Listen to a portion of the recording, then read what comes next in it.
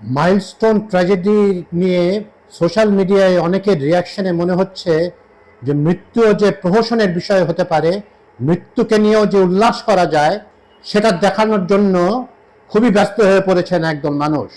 দুঃখজনক, দুঃখজনক বললে আসলে অনেক কম বলা হয়।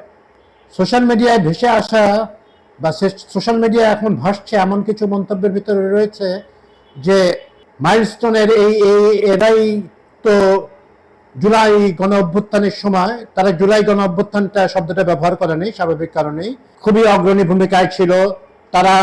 আমি কে তুমি কে, রাজাকার রাজাকার এরকম স্লোগান দিয়েছিল। তো এদের, তার মানে এদের মৃত্যুকে নিয়ে উল্লাস করা যায়, এদের মৃত্যু আসলে কাম্য, এ ধরনের বক্তব্য দিয়ে দেখা যাচ্ছে। এবং আরো বেশি, এটা একটা না, বেশ কয়েকটা। তো এটাতে কি প্রমাণিত হলো? কারা করলো এগুলো? কারা করছে এটা বোঝার জন্য খুব একটা খুব দুর্দান্ত বুদ্ধিমত্তার অধিকারী হওয়ার দরকার নাই। যারা গণ অভ্যুত্থানের বিরোধী ছিল তারাই করেছে, এবং আবারও প্রমাণ করলো যে তাদের ভিতরে রিমর্স তো নাই, একটা ভয়ঙ্কর অন্যায় প্রতিশোধ স্পৃহা রয়েছে।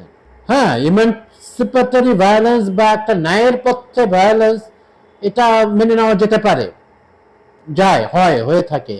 কিন্তু অন্যায়ও করব, আবার যারা ভিকটিম তাদেরকে নিয়ে উল্লাস করব, এটা তো মেনে নেওয়া যায় না। সরকারের নিষ্পৃহতা বা সরকারের যতটা দৃঢ় অবস্থানে যাওয়া উচিত সেটা যায়নি বলে আপনারা বাক স্বাধীনতার নামে যা খুশি করতে পারে না। শোকে মুহ্যমান জাতি, শোকের সাথে যুক্ত হয়েছে ক্রোধ। আমরা মাইলস্টোনে দেখলাম আজকে যে তারা বিভিন্ন দাবি দেওয়া নিয়ে, এবং এটা যুক্তিসঙ্গত ন্যায়সঙ্গত দাবি দেওয়া, সেটা নিয়ে ওনারা বেশ সোচ্চার হয়ে উঠেছেন এবং সরকারকে বলতে বাধ্য করেছেন যে তাদের কোনো দাবি, সব দাবি মেনে নিতে হবে, এবং এটা কোনো দাবি অযৌক্তিক নয়।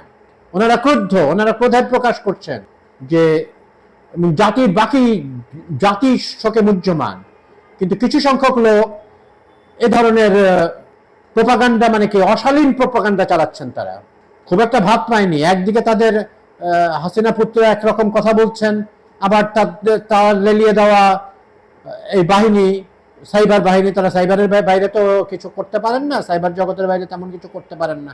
ওনাদের হরতালটাও আপনারা দেখেছেন কেমন সফল হয়েছে, এরকম হচ্ছে। আবার কিছু লোক স্বৈরাচারের এনাবলার, ফ্যাসিস্ট এনাবলার, যিনি কেন মুক্ত আছেন এটা নিয়ে অনেকের মনে প্রশ্ন আছে। উনি বাসায় বসে আছেন, ওনারা জানেন, তারপরে ওনারা বলছেন কি যে তাকে পেরোলে মুক্তি দিয়ে তাকে চিকিৎসায় নিয়োজিত করেন, যেমন বার্ন ভিকটিমদের। অ্যাজ ইফ উনি বার্নের জন্য, বার্ন ভিকটিমদের জন্য চিকিৎসায় তার মতো কৃতিত্ব কারো নাই। আমাদের এখানে ডাক্তাররা যথেষ্ট দক্ষতার সাথে চিকিৎসা দিচ্ছেন, কিন্তু সবাই এখানে তো বাঁচার কথা না। এখানে তো আমরা আগের ভিডিওতে বলেছি যে পরিমাণ ভয়াবহ বার্ন হয়েছে, শ্বাসনালী পুড়ে গেছে অনেকের। তো আইসিইউতে যারা আছেন ওনারা তো আসলে বেঁচে ওঠাটা মিরাকল। যদি ওনারা সবাই বেঁচে যান, মিরাকল। তো সামন্তলাল বা এরকম অসামন্ত লাল, এনারা তো গেলে যে এরা বেঁচে উঠবে এটা কে গ্যারান্টি দেবে? কিসের ম্যানেজারও নেই, কিছু দক্ষ ম্যানেজার। এখানে কি ম্যানেজারিয়াল স্কিল দরকার, না ডাক্তারদের প্রফিসিয়েন্সি দরকার?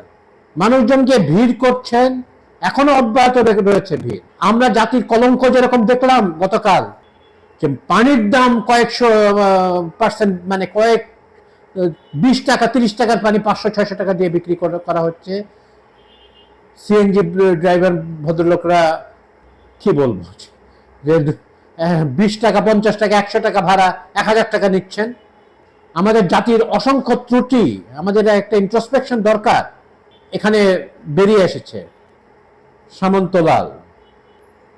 উনি তো চিকিৎসা করতে দেননি জুলাই অভ্যুত্থানকারীদের ভিতরে, বা উনি নির্দেশ দেননি। উনি তো স্বাস্থ্যমন্ত্রী ছিলেন, মন্ত্রী ছিলেন, হ্যাঁ, ক্যাবিনেট কলিগ ছিলেন স্বৈরাচারী শেখ হাসিনার, পতিত শেখ হাসিনার ক্যাবিনেট কলিগ।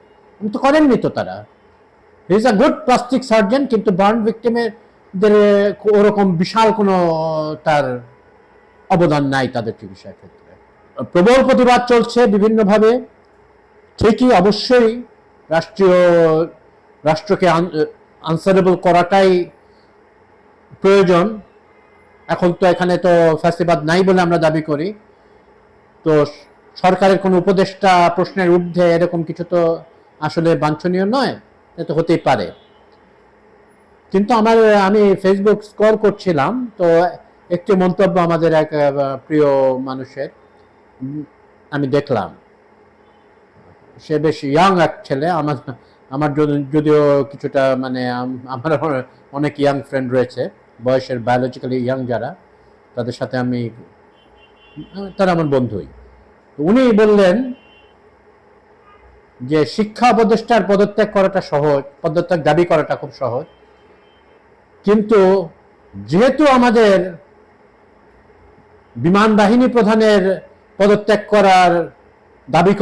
দাবি করার হাডম নাই, এই জন্যই আমরা সিভিলিয়ান উপদেষ্টাদেরকে তাদেরকে চাই যে তারা পদত্যাগ করবে। এখানে সরকারের দায় আছে, কিন্তু পুরো দায় সরকারের না। এটা 17-18 বছর ধরে এই পারচেজ গুলো চলছে, সিস্টেমটা চালু আছে, যে একটা প্রচুর মানুষের একটা জায়গায় তারা ট্রেনিং নিতে হয়, যেখানে প্রচুর মানুষ বসবাস করেন। এ ধরনের দুর্ঘটনা